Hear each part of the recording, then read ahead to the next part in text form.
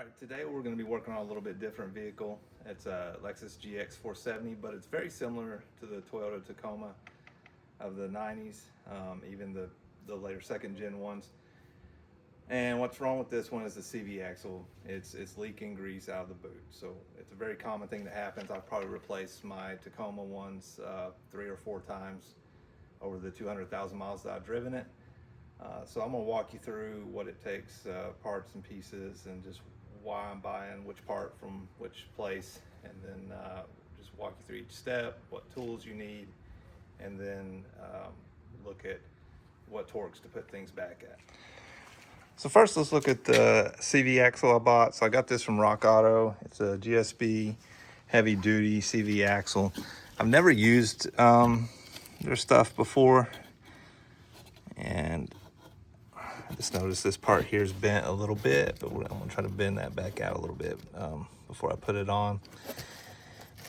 What I'm hoping is the heavy duty part, I hope, is not only with the actual CV boot material, because that's usually what happens. Every time I've had a failure, I've had one failure where the actual internals failed on me on my truck, but on this one, it's usually I start leaking grease, and it's very difficult to repair it and put grease back in. I mean, by the time you put all the work in, you might as well just buy one for, 90 or 100 bucks, whatever the going rate is. So anyway, I bought this one online from Rock Auto just because of the heavy duty claim that it made. I'm gonna see how well it holds up. This vehicle isn't lifted, so kind of expect it to last for quite some time. It comes with the locking nut. You could put the old locking nut back on. It comes with the Carter pin that keeps the locking nut in place. There's a little cap that goes over it. You'll see that later in the video. So yeah, I think that's about it on that piece. I think the part number is right there, NCV 69170XD. And I think XD probably stands for heavy duty. Looks like it was manufactured in May of 2024, so it's kind of been sitting around for a while. If AutoZone, or pick your favorite store, Napa, Advanced Auto, O'Reilly's, probably Napa's generally got the best parts out of those. For whatever reason, I'm choosing AutoZone and going with their gold level product. What I'm trying to do is not buy from all 4 of the stores, or 5 if you include Rock Auto, because I get these components, especially on my truck that's lifted 3 inches in the front. They just all wear. This one is a sway bar link connector, and these boots had torn on it. I'll say on the Gold series, and I'll get the part number here real quick here. The Gold series products, there is greaseable Zerk fittings. So there and there. So that's real nice that I can add grease however many thousand miles I want to. So this is a GSL 10450 part for the sway bar link. Then you got the outer tie rod in, which is a GES 80378. That's the part number on it. Again, you see the greasable Zerk fitting on it, and comes with all the new hardware you need. Then you got the inner tie rod in, and it comes with the locking nut, and its part number is GES 80379. And then I bought this from Harbor Freight, and this is just, you can rent this from AutoZone or wherever, but this is a tool to help get this component off. You'll see later that this crow's foot goes in here, and this is real narrow, and it's hard to get. You can't get a crescent wrench on here, but that way you can get that on there. It slides over all this, and I'll show that later. So this is about $70. It's a pretty valuable tool for doing these on Toyota vehicles. And then I got some inner tie rod in boots in case mine is worn or ripped. It comes with some clamps. I might use a zip tie. All right, we'll go ahead and get started.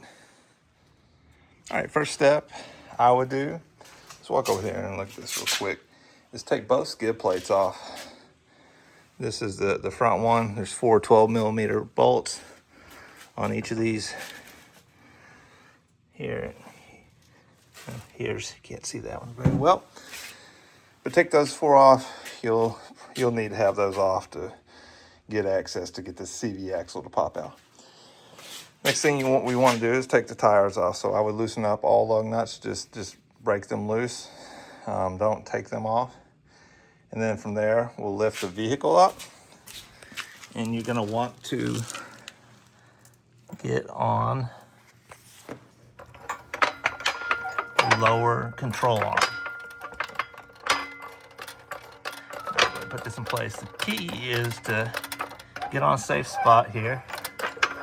It's kind of somewhat flat. I'm just gonna put a little pressure on. And then we're gonna lift it up high enough that we can get these 2 cinder blocks.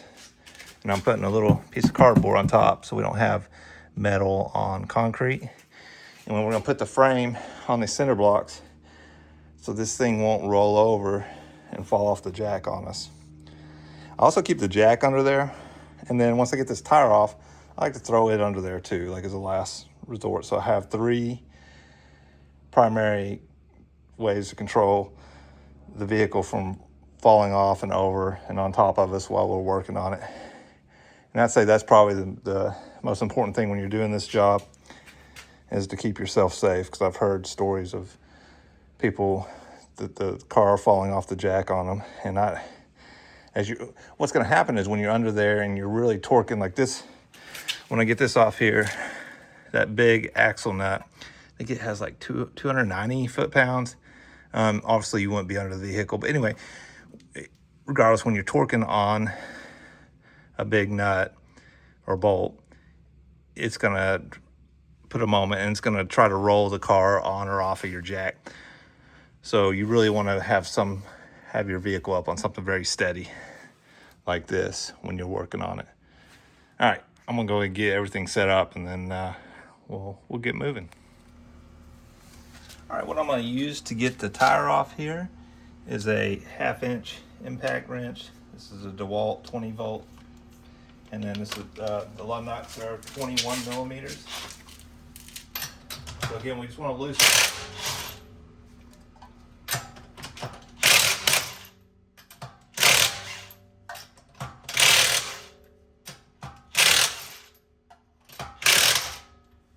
The key is you don't want to use this to put these back on.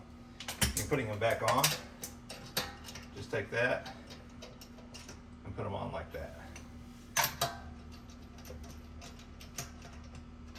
You don't want to cross thread it and then find out in the middle of using a heavy duty impact wrench that you're cross threading the lug nuts onto the bolt. All right, we're gonna go ahead and get this vehicle elevated.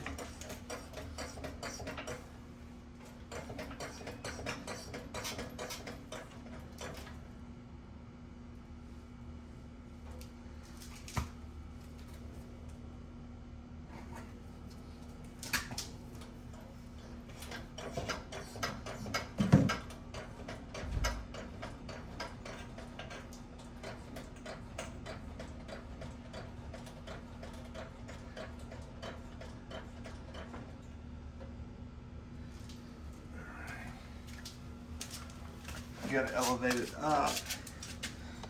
I'll turn this around a little bit. And that's super sketch how that's on the jack. I would not feel comfortable getting very far under this vehicle.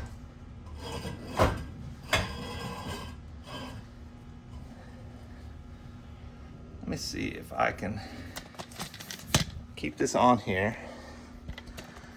Let me pull this off. Sorry for the shoddy camera work.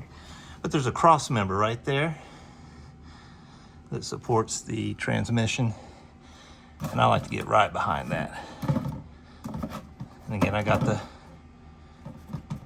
heavy duty cardboard in between there to not scrape up the frame, add some cushion. If I can do this with one hand here. I mean, it's hard to tell. I mean, look how much gap there is there. Can't really see it, but you know, there's not a lot of surface contact area, and that can slide off real easy. So what I'm gonna do is I'm gonna back this down, and you can hear it coming down the blocks. And the tire's about to hit the ground, so I'm just gonna leave it right there so I pull the tire off, and then from there I'll lower it up and down to get the components on and off. All right, like I said, we're gonna take the tire off here. That should be pretty straightforward.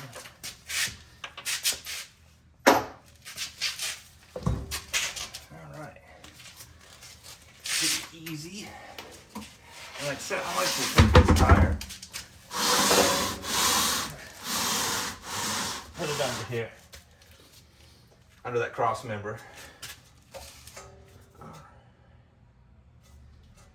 kind of looking at some components here. Yeah, the sway bar link is trashed.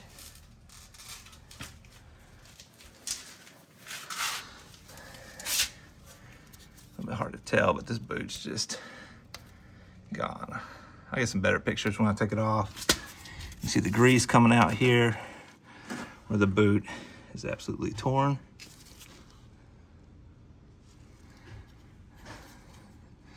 Then we'll show the play and that inner tie rod in when we take it off. All right, one of the hardest things to do is to take off this cap here that covers the axle nut. Should be easy, you would think, and it might be good to do this hours in advance.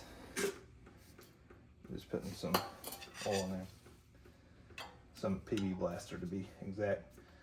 I quite haven't figured out the method that's best, but I've been taking a screwdriver and giving it taps. Going around this thing,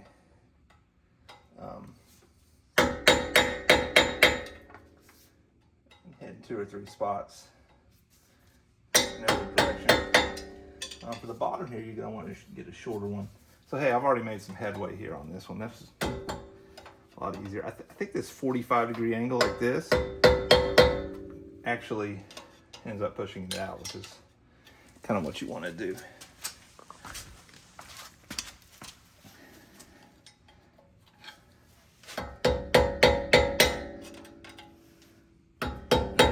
Shorter screwdriver would be better.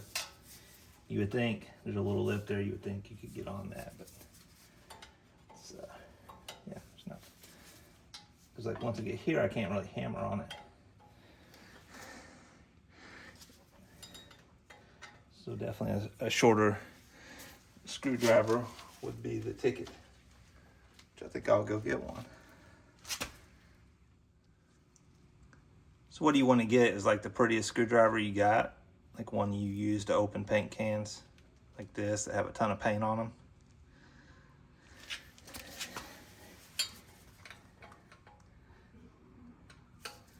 Start kind of working.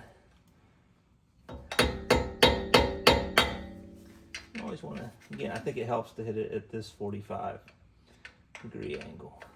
There may be better advice out there on getting this off, but this is probably enough one of the more difficult parts of the whole removal.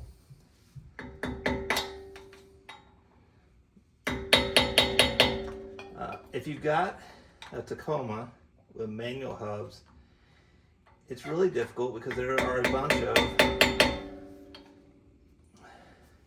cone washers that holds the manual hub on, and you can take some brass punches like this, and you'll just sit here and do this for hours on end. You'll want to spray it down probably days, weeks in advance. Next time I do the Tacoma, axle change, I'll go through that. It comes off easier every time, but the first time was rough. Here I'm just trying to take that punch and just trying to get things to loosen up.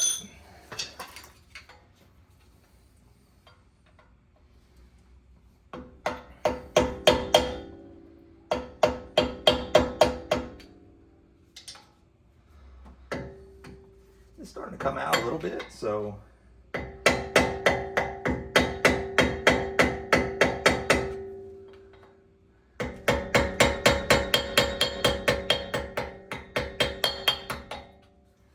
some movement on that side.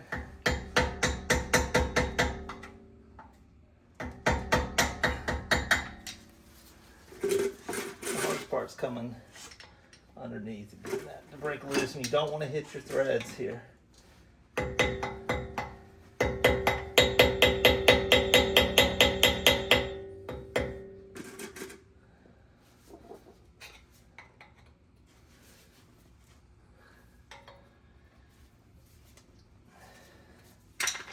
I don't think this big screwdriver is going to fit in here, and it doesn't.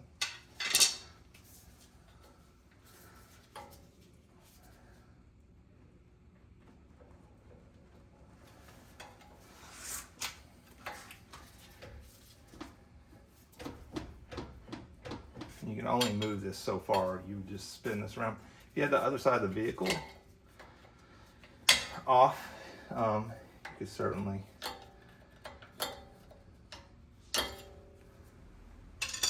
move that around.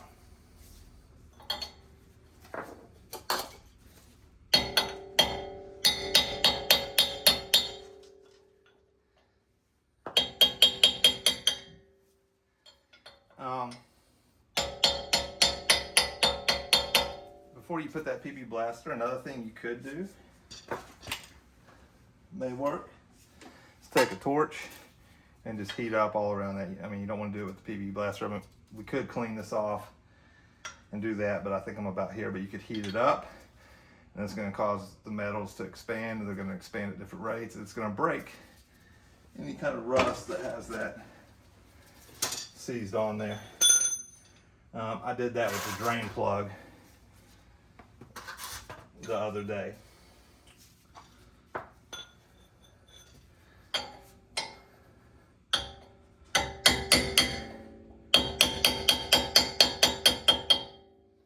What you do, you use a brass punch because it's much softer than the metal or steel, and it won't damage these threads if you got into them. It's really close, but it's being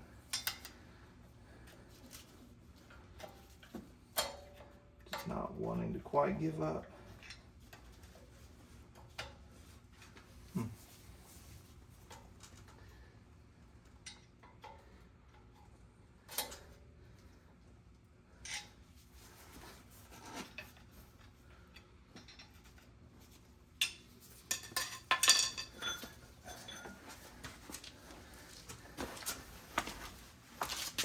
Kind of regretting showing you guys all the pain it takes.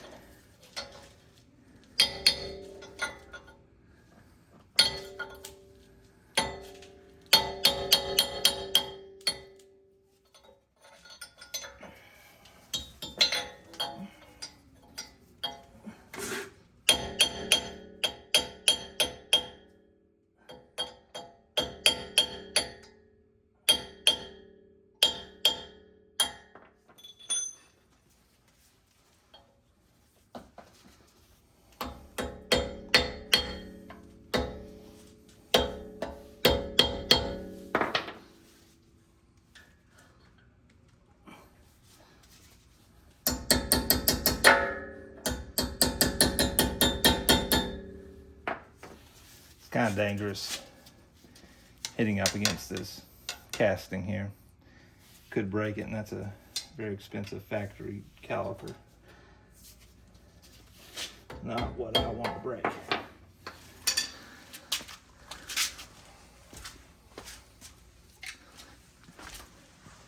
So see what I mean? It takes a lot of patience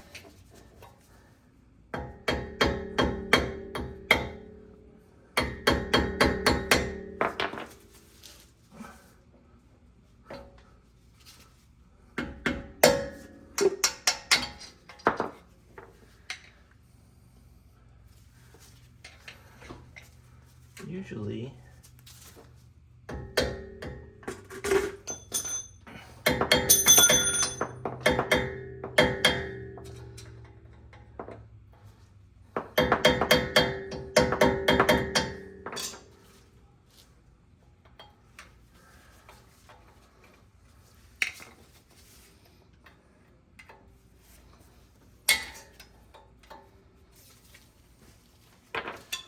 can do.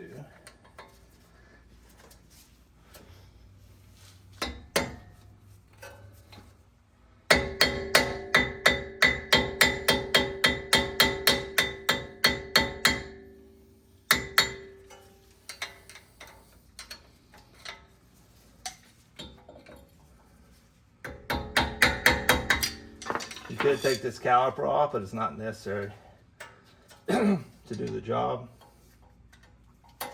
That'll just give you a little better angle. Strike this with.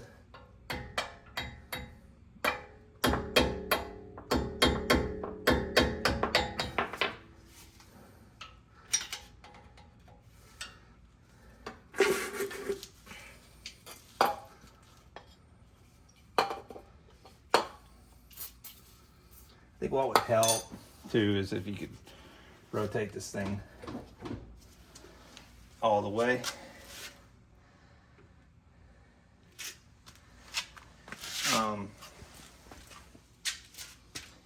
Could possibly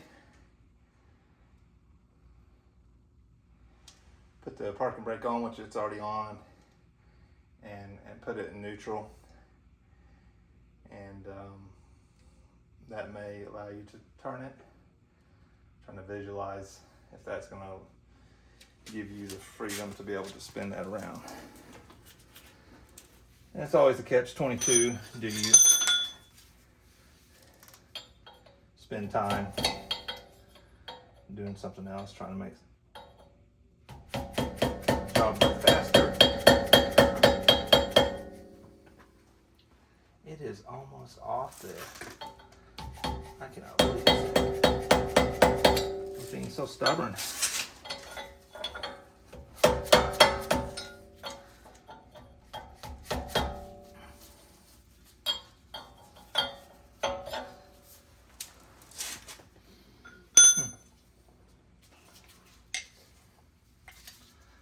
I just feel like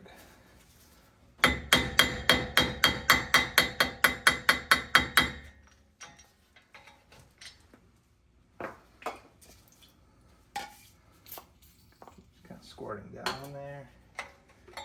Doesn't do a whole lot, but doesn't hurt.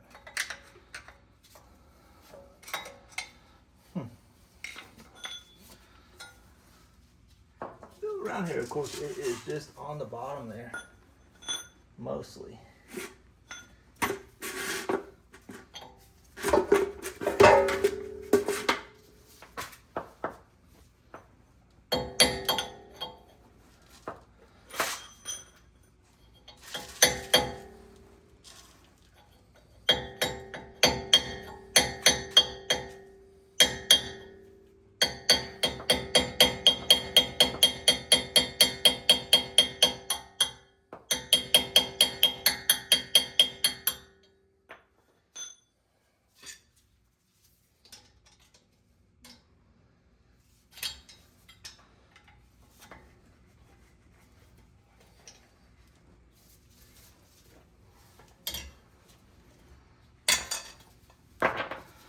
Yeah, this one started coming off really easy and then started getting stubborn. Halfway through. This is actually my worst spot over here.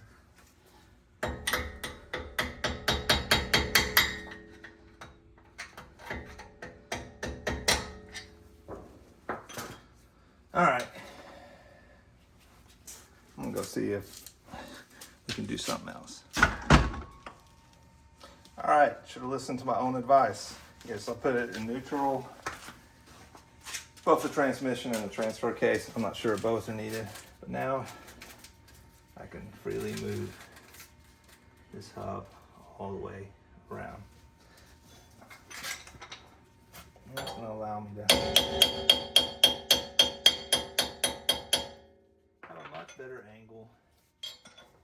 do what you really, should do, which is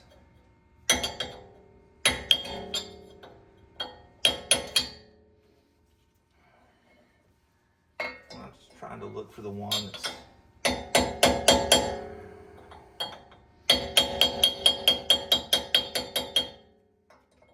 the least out. And again, this is kind of crazy how much this one's sticking in here. I mean, it's got to be hanging on by a thread.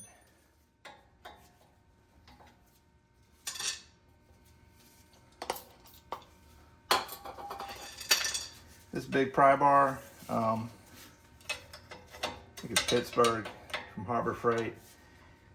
It's a really good tool. You'll see later to get the CV axle out. Now, okay, step one complete. I'm gonna put this back behind us, and I'm gonna grab some pliers.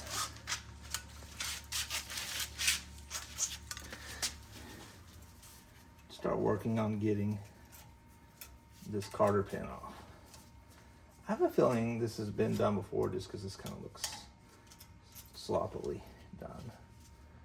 And what you want to do on these Carter pins is try to straighten out this end as much as possible.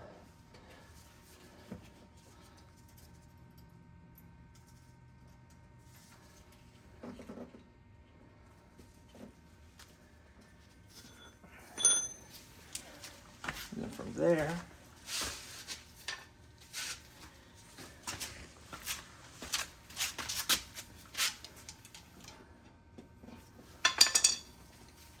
you start working it out.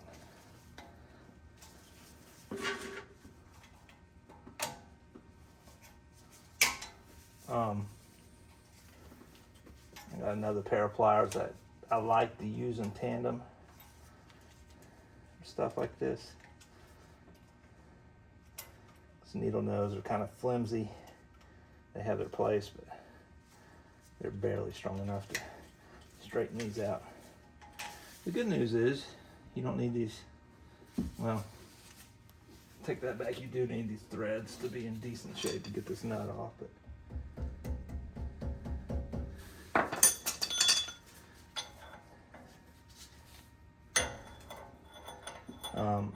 the best method is just to get a heavy duty set of pliers and put some muscle to it, yank it out the other way.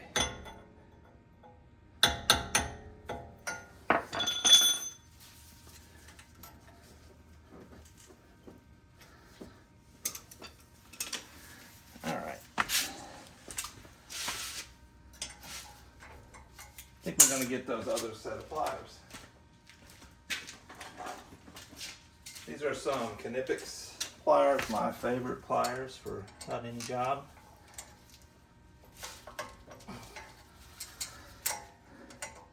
They really grip well.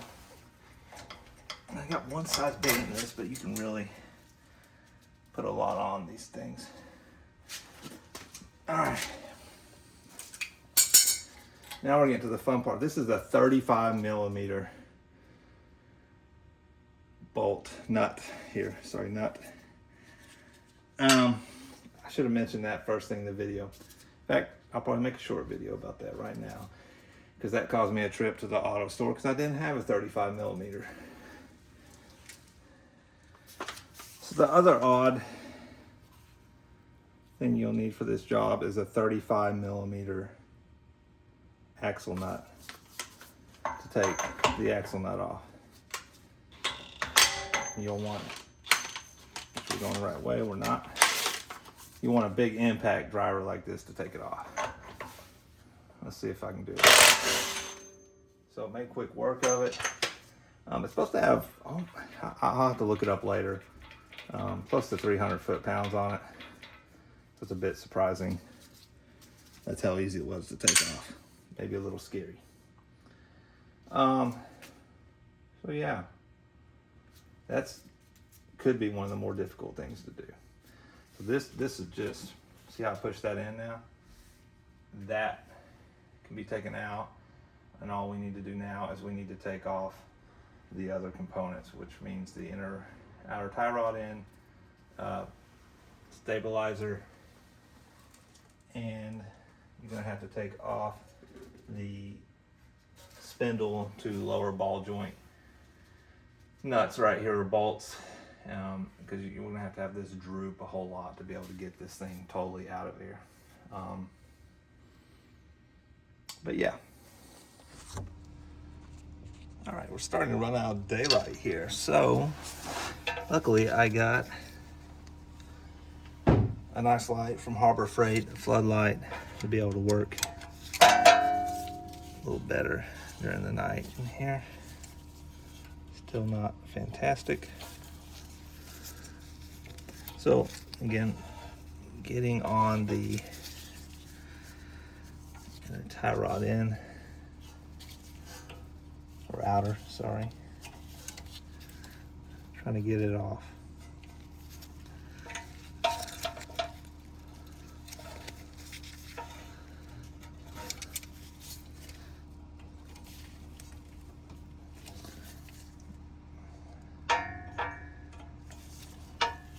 One thing with mechanic work, it just requires a lot of patience, which I don't have a whole lot of sometimes.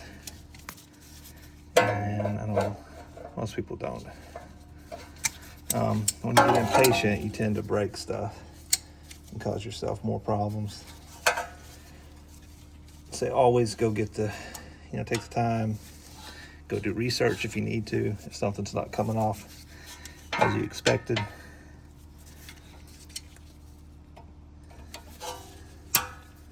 Just go get the right tool. Another thing is having the right tools makes a huge, huge difference. As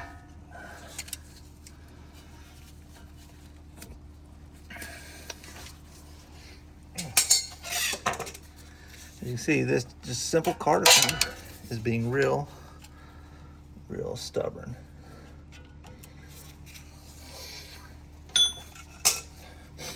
Should be a very easy thing to get off, but it's not.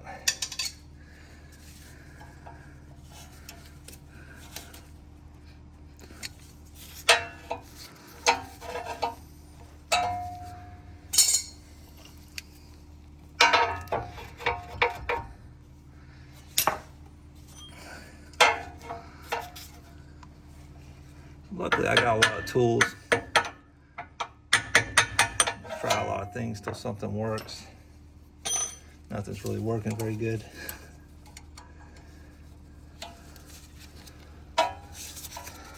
Again, it's nice when you don't have to worry about putting these components back or saving anything.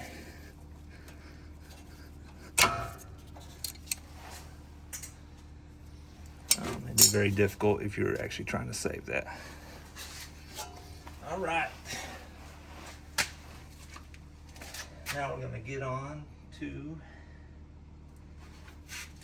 some easier parts here, I hope.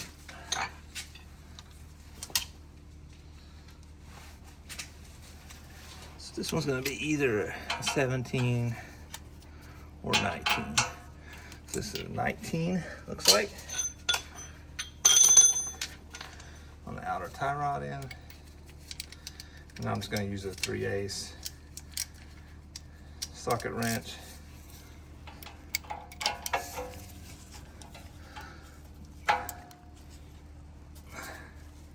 You can see that. Got a lot of room to work here, so the camera's kind of getting in the way. Yeah.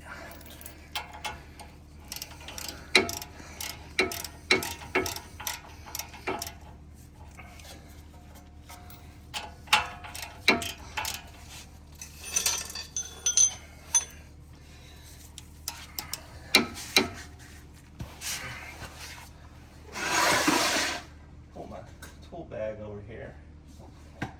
Pull out some of my other tools.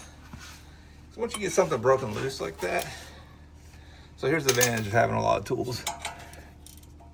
Make sure this is a 19mm wrench, and you can just really make a lot of headway quick with it. Take it off.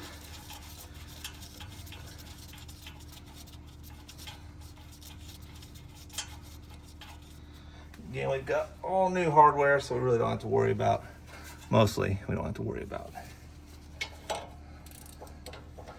Okay.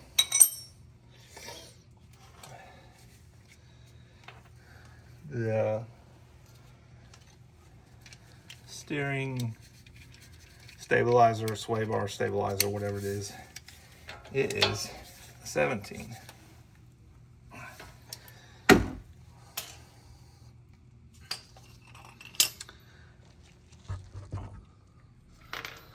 All right,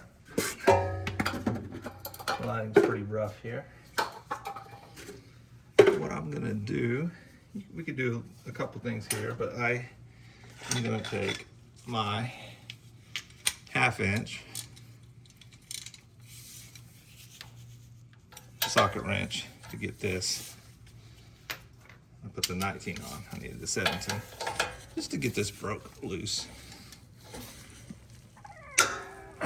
And it gets probably on tighter than it should be, which kind of tells me someone has worked on this before.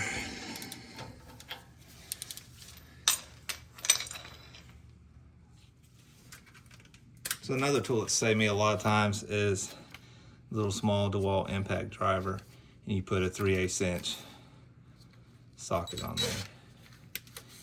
And so when you, instead of just wrenching a whole lot, you go like that.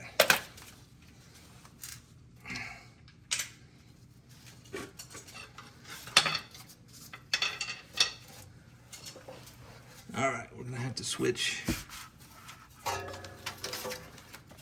positions here. Sorry. And what you can't really tell is that there's another one right here. And this one's gonna be a little more difficult. I think our best chance is to come in from the back end on it. We shall see.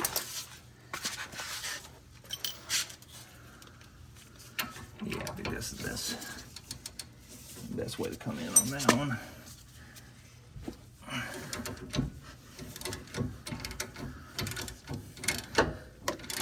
Again, get it loosened up.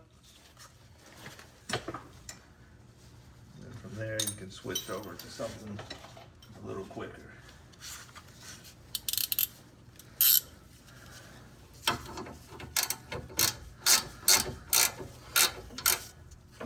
Hard to see while we're doing it. And then you can just totally unscrew that. And to get this thing out of here,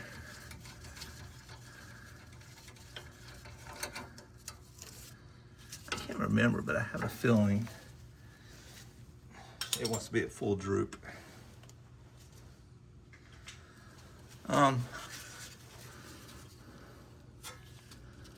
Which I think will work on that. Different times. Okay, so we got the tie rod in. I think what I'm gonna do now, it's gonna be really hard to show here. Yeah, I think it's gonna be impossible to show. And that is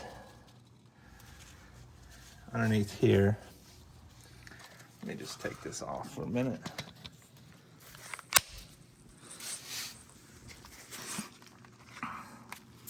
There's a bolt right here and right here that's going to separate the spindle from the lower ball joints. That's going to allow this to droop all the way down so we can get this axle out of here. Let me tell you what it is as far as the size goes. I'm gonna guess a 19, but yeah, it's gonna be a 19. All right, just because I can't get the camera angle, I'm going to skip getting that off, but basically you're gonna want to use a 1/2 inch breaker bar socket wrench to get these loose. They have a lot of torque on them. These are probably the second most torque of anything on this whole project. All right, so what I did, I got those two 19s off. I loosened them with the breaker bar. Then I got that little impact driver. And so now it is, you can see I can move this completely separated. I think I'm gonna get this out next. Yeah. Again, I don't have to worry so much. I remember this was a big pain in the rear last time.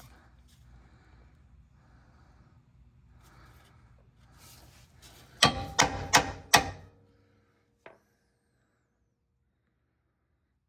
break that loose. Again, not having to worry so much about damaging the thread and kind of just forcey with it.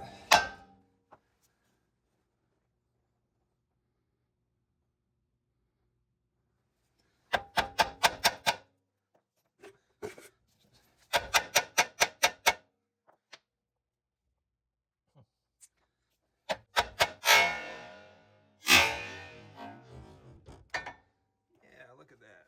Look at that. Oh boy. All right.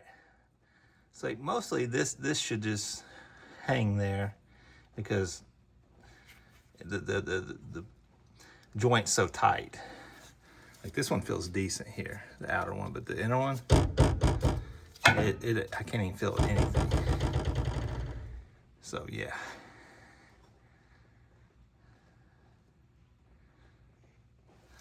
I will say, after doing that, so what I did, I just got this back on just loosely here. So what I need to do is I need to take a 19 here and a 22 millimeter and break this loose.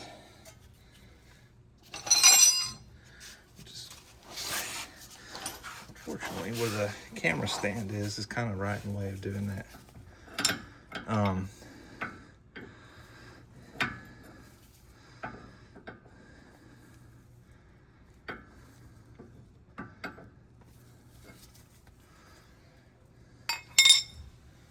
See, what I'm gonna do is I'm gonna figure out which way this thread's on. So I'm making sure I'm going the right way before I make things worse. So I went over there and played around with the new one. And if you're looking at it this way, it threads on clockwise to move it that way.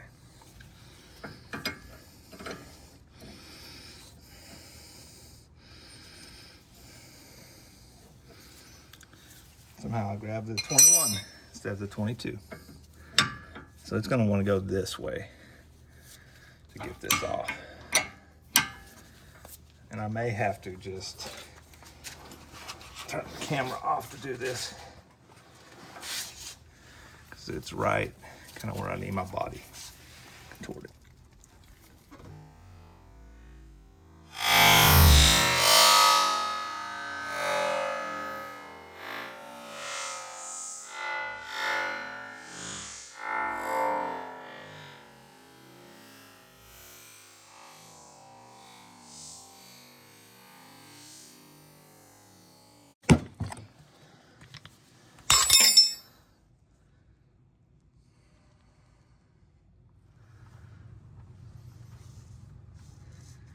Yeah, you gotta be careful when things break loose like that, or they're about to.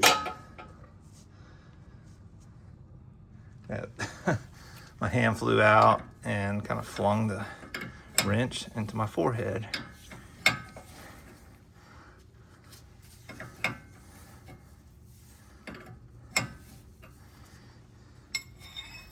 All right, we're gonna go ahead and take this off now. I think it's probably best to like do this part here before you break these lower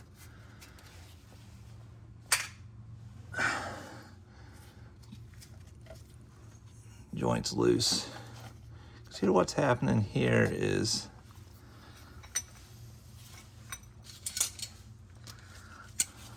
these things just want to spin on you. This will just, it's so loose, it's just going to spin around. And you got this thing that's not very... Now you could count the turns here that we had.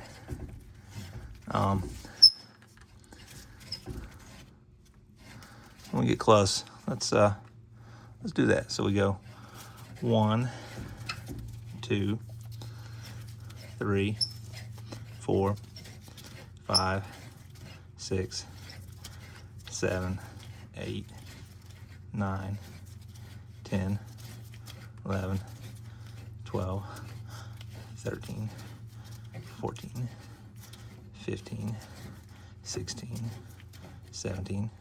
So about 17 turns. Back on. You can tell here, this is a little bit rusted, so I don't know why that is. You got me. All right.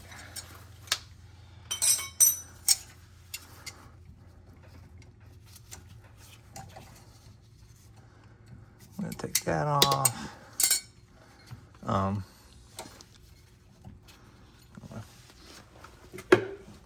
Since this is rusty here, we're going to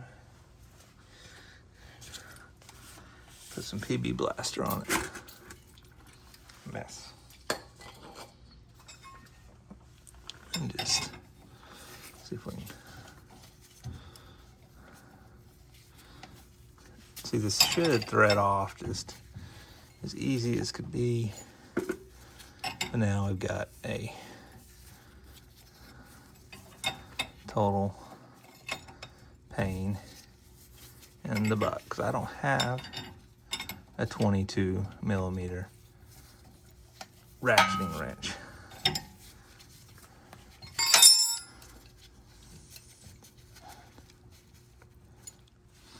Now it's really getting down into the part that was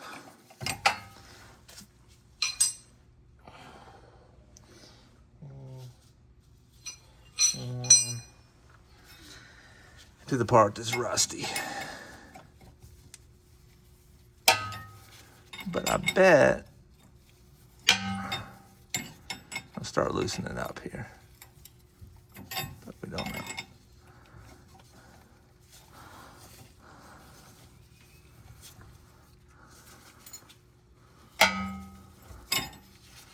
The other hard part's gonna be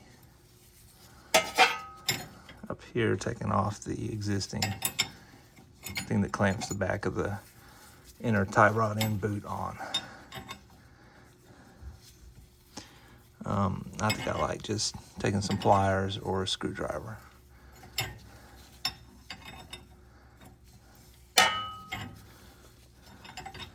This is the nice part about actually having the boot, then you just don't really have to worry about it. You could just rip it off. See this boot, it's already ripped, so it's kind of good news. I'm just gonna rip it off then. If I was trying to salvage it, then I'm going to be a little more careful. You'll want to save this piece too, although you could use a tie rod in.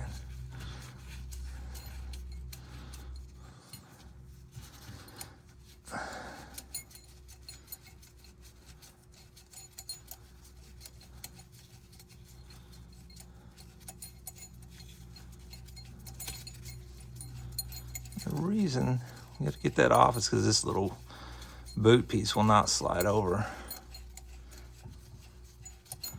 without this nut off. Now it's coming off super easy. How you want it. Okay. That's off. Again, since this is gonna be nasty. With a lot of grease in it. Still, you could probably take some scissors and cut that off. But yeah. Still not wanting to give way at the point I need it to. There we go. And right there's where that, what I talked about earlier, that crow's foot's gonna, we're gonna put it right up in there. So I'm gonna go get that and take off that inner tie rod in. All right, we're gonna go ahead and work on taking this off here. I just want to show, like, I mean, I can hold this up here, and this, you can't tell, but this doesn't move. Whereas this one just flops in the wind. So one thing we need to do here to be able to get this off is there's some little tabs there. So we're gonna have to bend those back.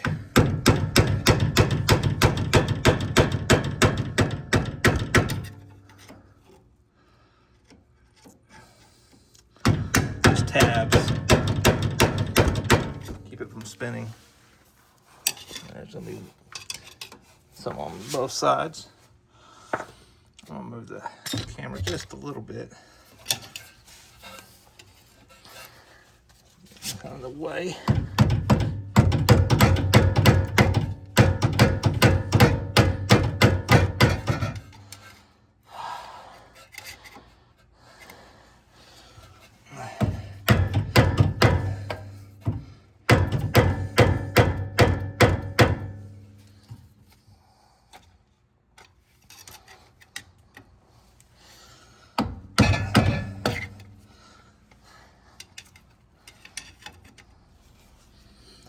I'll make sure I got those as flattened out as possible. There might be a better tool than a flathead screwdriver. This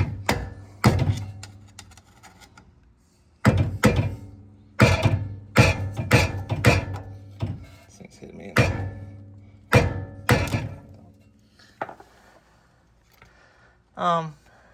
Yeah, I think I've got them pushed far enough back. Okay, how this tool works here, get everything situated. There's this tube here. You load in this crow's foot, and this one that fits pretty close is 38.4 millimeters. So that's probably a 38 millimeter. You just slide it over like so.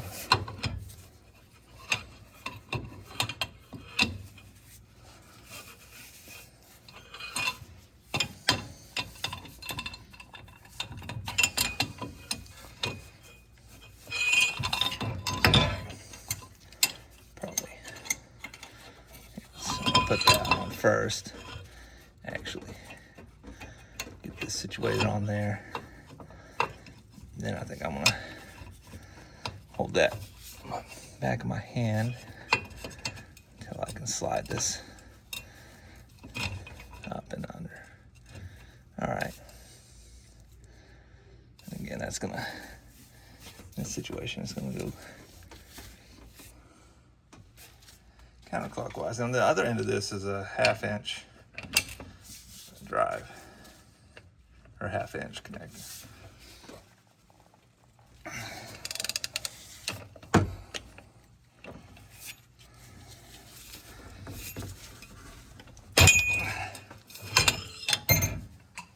Hopefully that was it. Yeah, it was. Yeah, without this, good luck getting a crescent wrench on there. You could. This sure makes it a whole heck of a lot easier. Just looking for these pliers. I think I tried before. Taking these pliers and getting on here,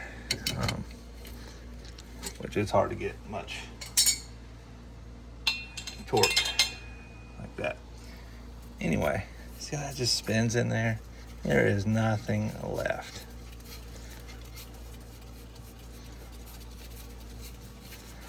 It is a piece of junk. Well, I don't know if it's this vehicle has 150,000 miles. I don't know if it's original or not. All right. Now we're gonna have to focus on getting that back clamp off. So like I said, I had bought myself another, or I got a Christmas present, which is I got a magnetic icon flashlight, which a lot better than using my phone.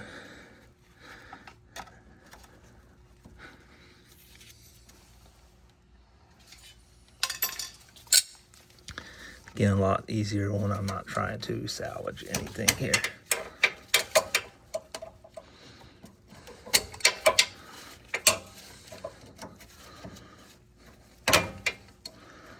Of course, it looks like I'm trying to bust my brand new light up. I might actually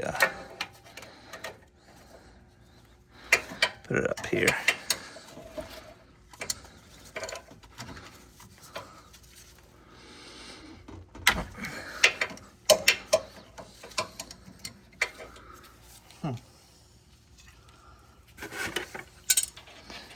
Kind of a big pain in the butt.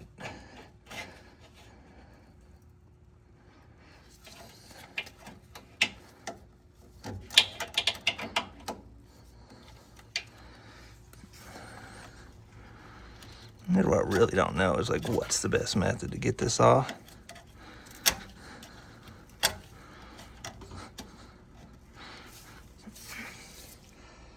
I'm gonna jab this screwdriver in here, give it a little, yeah, I think that's the ticket.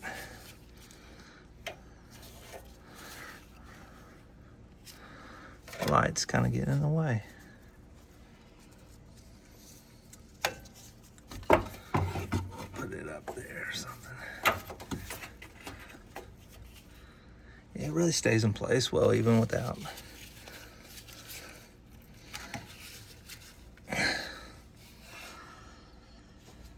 having the magnet part attached.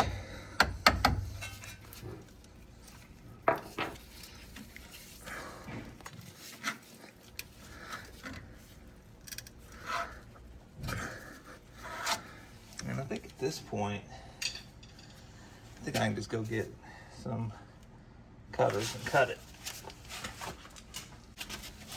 All right, back. Really loving these lights. Well, I didn't really need to cut that. Okay. All right, and I think I'm just going to leave that like it is. All right. All right, let's see here. Okay. I'm gonna take this big old pry bar. I don't know, it's probably 2 feet long. And what you're gonna wanna do is try to get on the back end of that CV axle. You want to find the right angle, and you're gonna wanna pop it out. There's a C-clip holding it in. So I'm gonna get in place, and then we'll give it some jabs. Oh, look at this. I didn't realize this is pretty much coming out. There's another part that just came off. That never happens, where a part just falls off. Anyway, all right. What I don't know is what angle is gonna give me the best shot. Like this is a little too sharp. But you kind of need something to pry against. And I'm gonna try to hit this hard and pop it. And by the way, there's gonna be differential oil that comes out. That's why I've got that bucket under there. So I don't think I'm gonna be able to get a good shot of this, but so I'm just trying to pop that C-clip out. And yeah, I'll let you know if this angle does it on the passenger side. I think the angle that really did the trick, it's hard to see, but I got this up to here like that. If you turn the other way, like that, and then I got this hammer and hit it out that way. And it works best if you just pop it hard instead of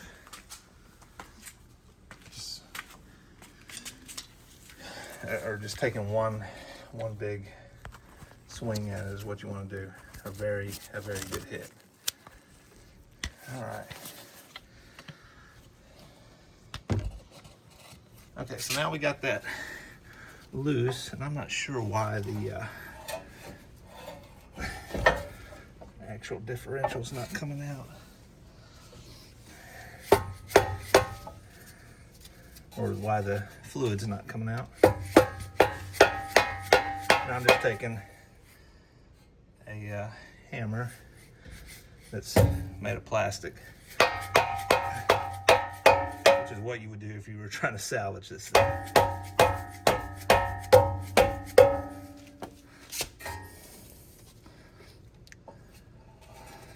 I'm just trying to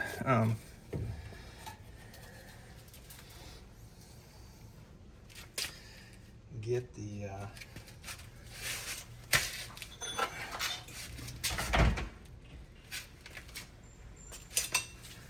axle out of the hub.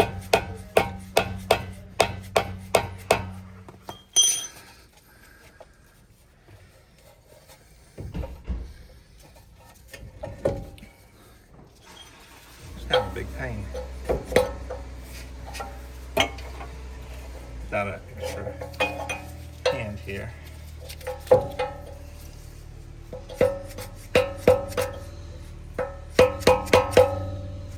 Switch this around.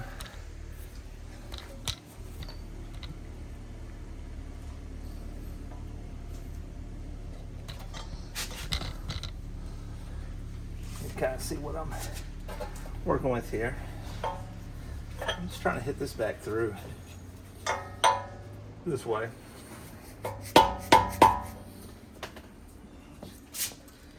Not having much luck.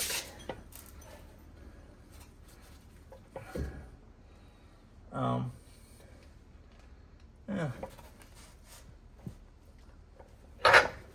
Okay. Again, since I just pulled it out, since I'm not trying to salvage this thing, and then should be able to just pull it on out from there. All right. Again, sorry I can't get good camera angles. And you know you've gotten it out. You can see the differential. What I think happened is I accidentally kind of put it back in, to be honest. Yeah, it's getting out now. Take that out. Put the new one in. Now I've been told it's best to have the C-clip up. I've heard that in other videos.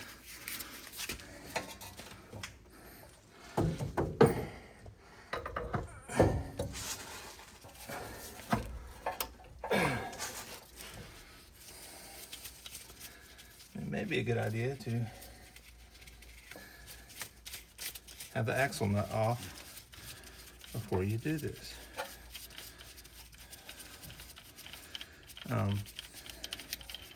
So it would be nice to minimize the loss of differential oil.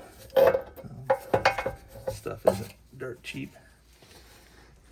All right. Just kind of wiggling this back on in place without hopefully damaging anything.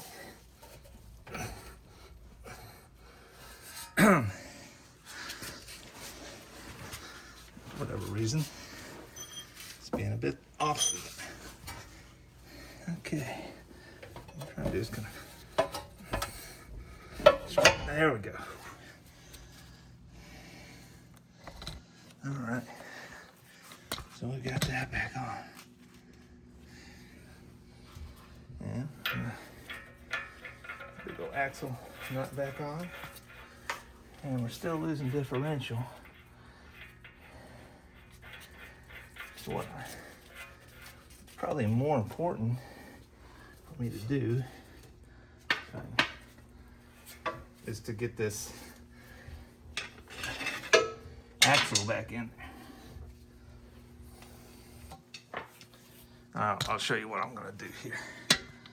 Okay, some little grooves right here. So I'm gonna take this and then put it right on that groove, and then I'm gonna hit it with the sledgehammer. And so what worked the angle, for whatever reason, was this one right here. I actually tapped it quite a few times to get it in there. And yeah, when you know you got it, the oil will start coming out or stop coming out of the differential unless it's gone so low. And then I'll show you at the end where you refill the oil from.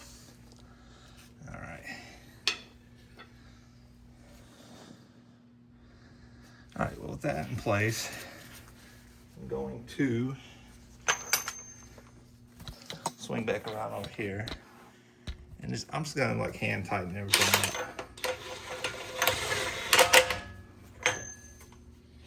up. Nothing big.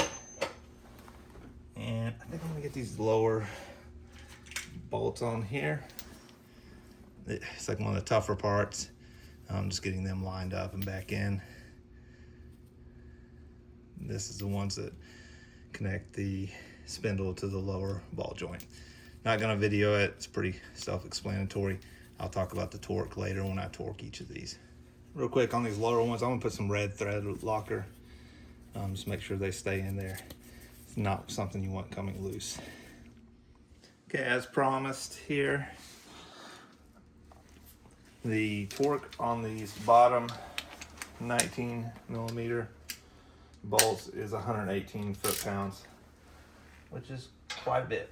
I've already got thread locker on them, red thread locker.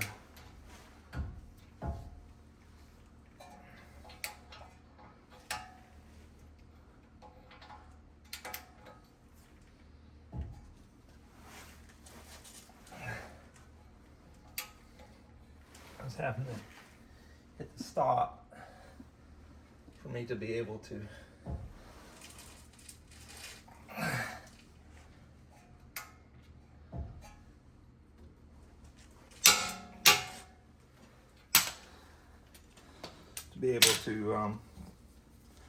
torque it down any, really. Do the other side. It's gonna have to come the opposite way. Say that now, it'll go the same way.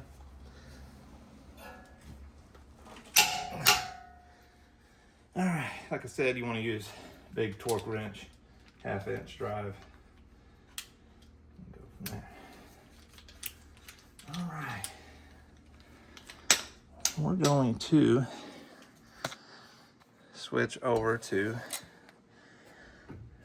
tie rod in.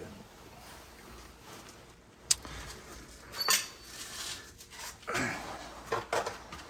right. We said 17 turns. Okay. All right. As you can see here, there's this little tabs right here, and they go, sorry, I'll get my hand in a bunch of oil. Get some things out of my hand here. They go right there where those tabs are. We'll worry about that once we get this closer to being on.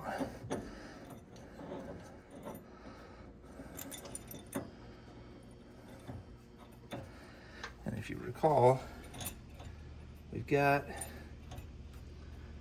broke the boot, so we're gonna have to replace our boot.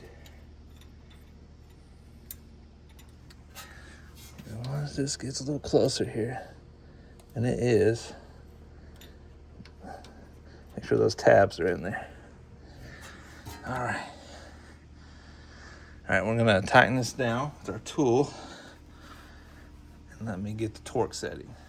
All right, so it's 76 foot-pounds. Oh.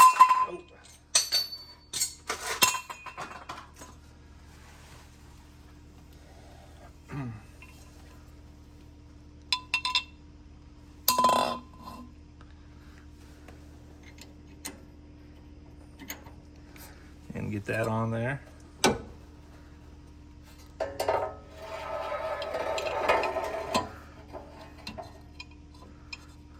And then you can slide this on there.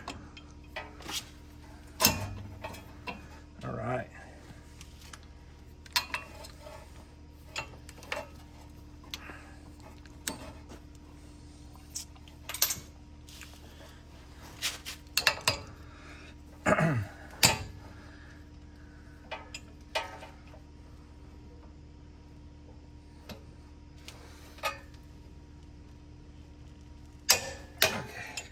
That would be really hard to get that much torque, not having this tool.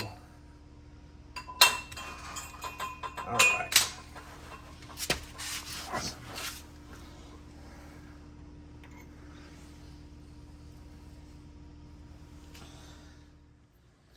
All right.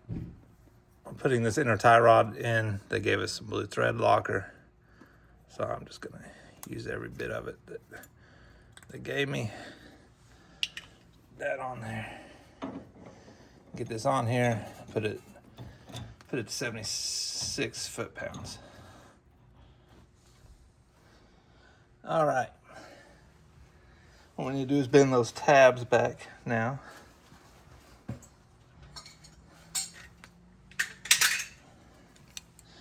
Without damaging anything.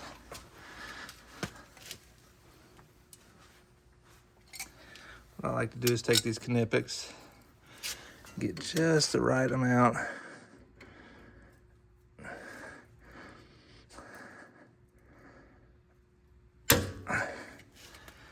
goes that side.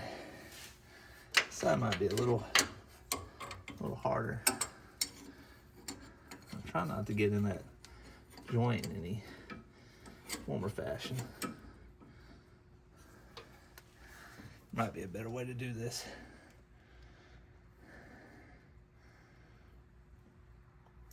I don't think you have to bend it much, just to help it from not rotating out. All right, so see, it's nice and stiff. That's gonna feel good. All right, we're gonna put on a new boot.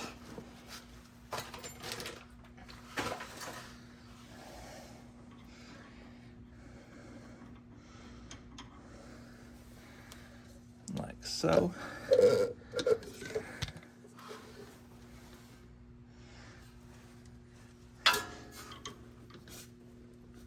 I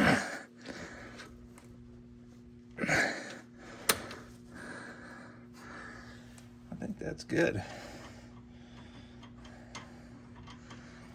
me get my flashlight over here so I can see what I'm doing.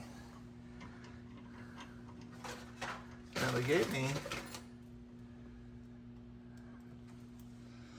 these right here, which I am not familiar with, how to clamp these on.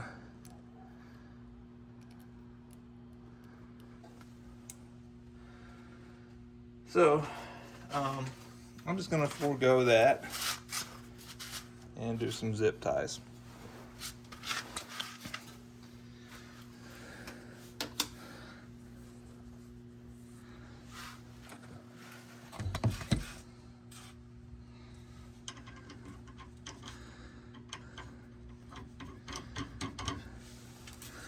All right.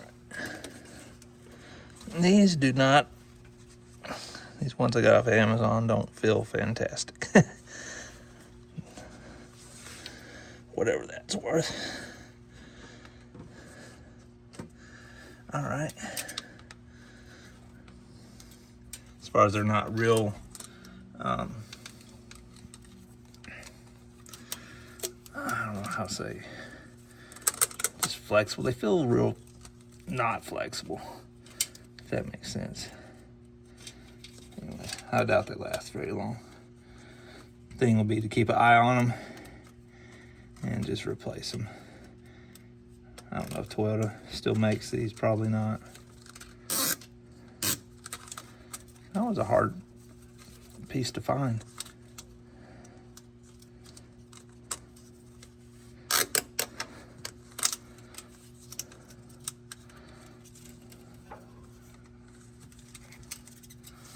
Honestly,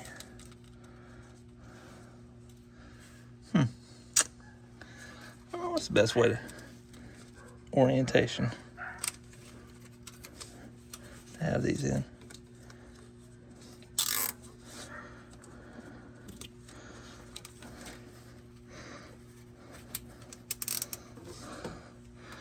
All right, I think the key there is get it semi-tight. Then you can take some pliers and get it the rest of the way.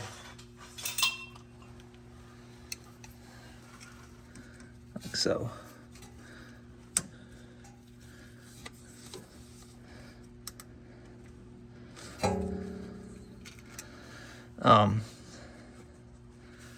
Yeah, I don't know.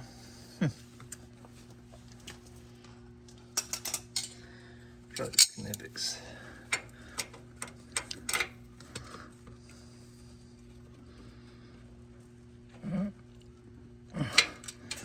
All right, I think that's pretty good. Like I said, these are cheap, easy to come by.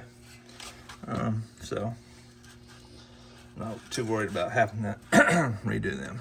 Just snip it off with some dikes.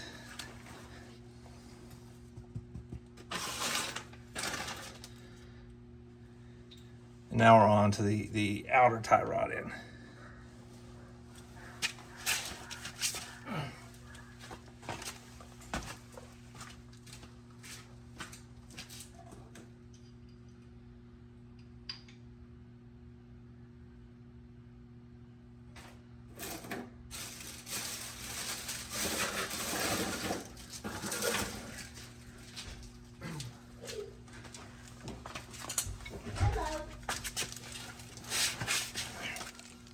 All right, so we're gonna put the inner tie rod on in.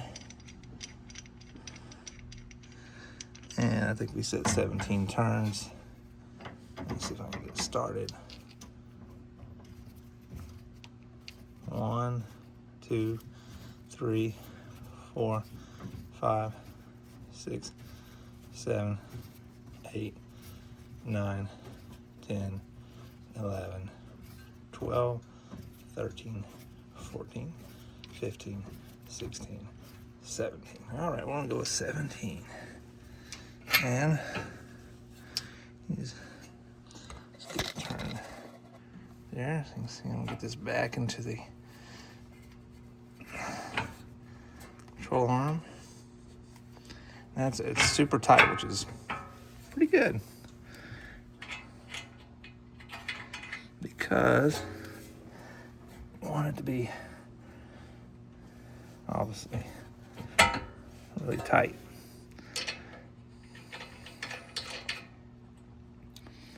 All right, we got that on there. I'm gonna go get some torque settings. So the outer tie rod into the knuckle torque is 67.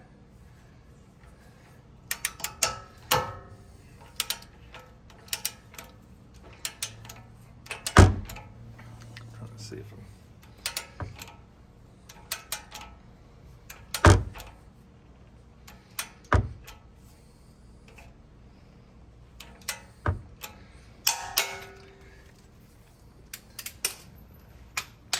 let's see here. There's that, and then I had the hard part here is going to be, oh, it's not too hard. Wow. Sometimes it doesn't line right up where you need the Carter pin to go into. In this case, it lined right up. All right.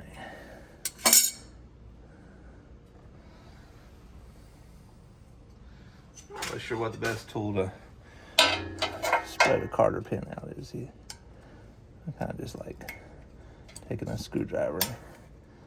Oh no.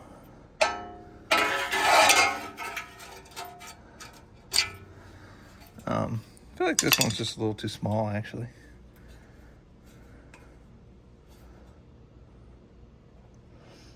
It's still kind of weak. I can almost move it with my finger. This one's 65. But I don't have a torque wrench to be able to do that with. So, I don't know. Huh. Nice, they do 22. I'm not gonna show it, but well, what I'm gonna do instead, situate it here and just really give it everything I got.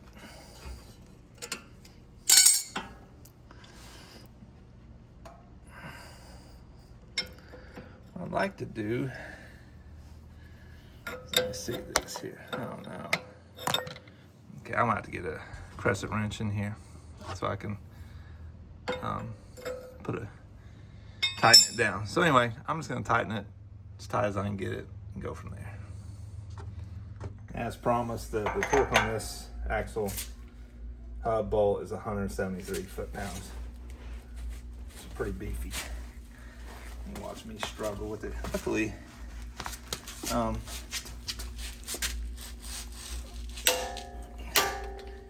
Luckily, you got pretty good leverage on it.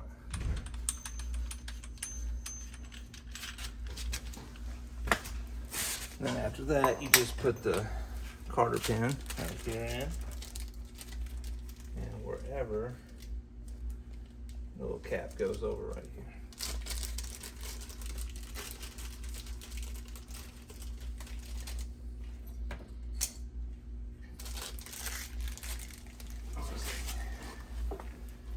I don't know where I put that thing.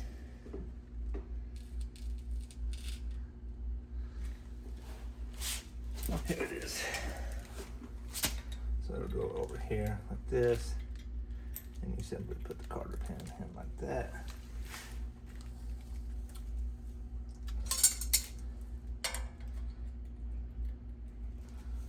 Oh, spread it like that.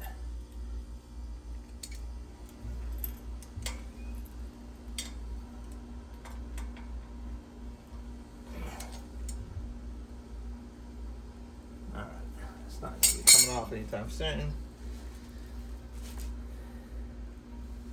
I'm going to put this back on with this rubber mallet. Goes back on a lot easier than it comes off, as you can see. Alright, trying to put the sway bar links on now. What you want to do is jack up the lower control arm quite a bit, where you're supporting all the weight on the lower control arm. That brings this part up so that this will fit in there. It's a 19 millimeter. The torque on it's right around 55.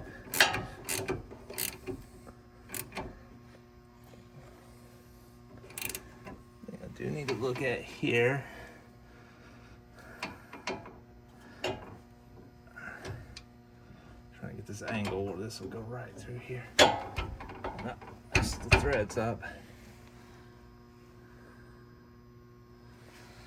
Right. See if I can give it.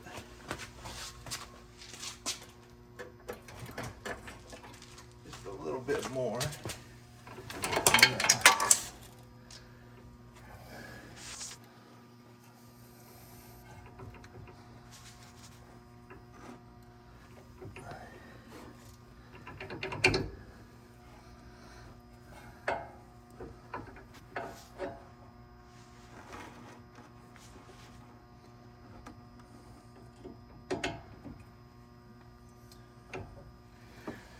Does that have to go?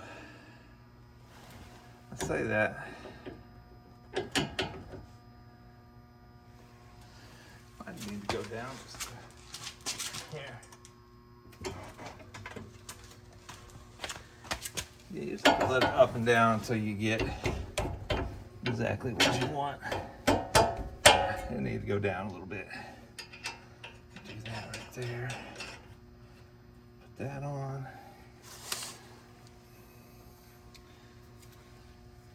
Just tighten it up to 55. These particular AutoZone ones,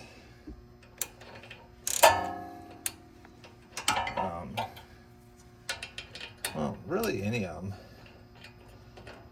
you're gonna have to put a wrench on the other side too, or it's just gonna spin and spin when you try to tighten it.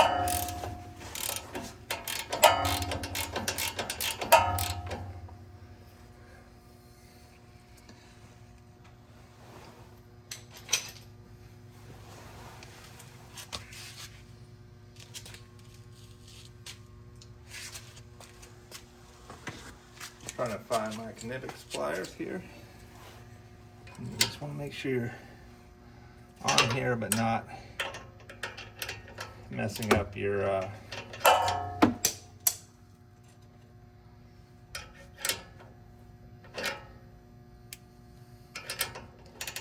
new boots.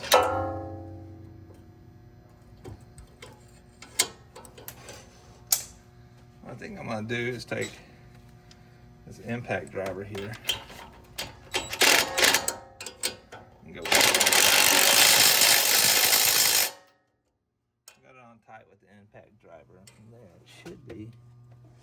This one's not gonna be as easy. Can't get the impact driver on it. The good thing about these Kinetics pliers is they're really low profile. I like that about them.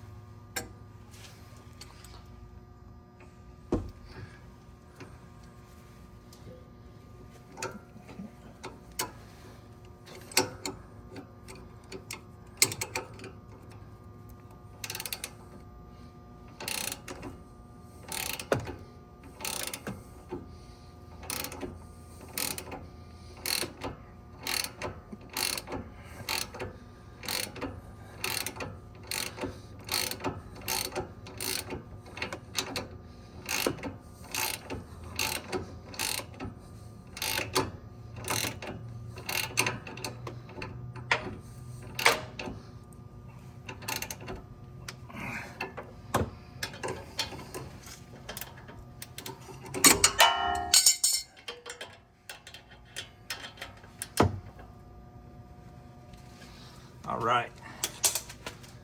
Yeah, we're ready to put this down to 55. Should go.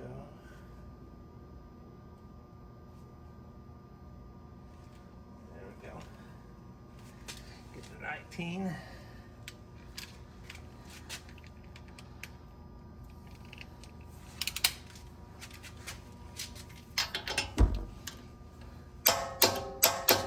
I pretty much already had that one there.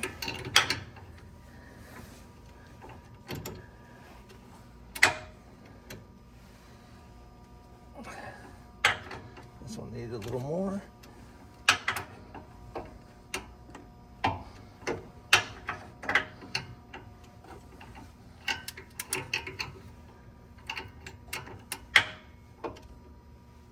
There we go. So both those at 19. All right. Last thing I want to show you is just on the driver's side. You get the drain plug there at the bottom, right there in the middle. And just right behind this CV axle, you got the fill plug. So what you're gonna have to do, it's hard to tell in this video, but I almost stripped the threads on that one. I had to heat it up and finally decided to use a 1/2-inch breaker bar. Anyway, I've got a new one coming, replace it, and I didn't put it on really tight. But yeah, you're gonna have to have a hose and get some gear oil and fill it until it comes out. I'm not sure what the best gear oil is. I couldn't find 90 weight, so I got some STP SAE 80W90. I think this is for colder weather areas below 0. It does not get below 0 here in Birmingham, but that's all I could find at the time. And that concludes what it takes to replace your CV axle, your inner and outer tie rod end, and sway bar link. I'm gonna get the tire put back on and take it out for a test drive after we put more gear oil in it.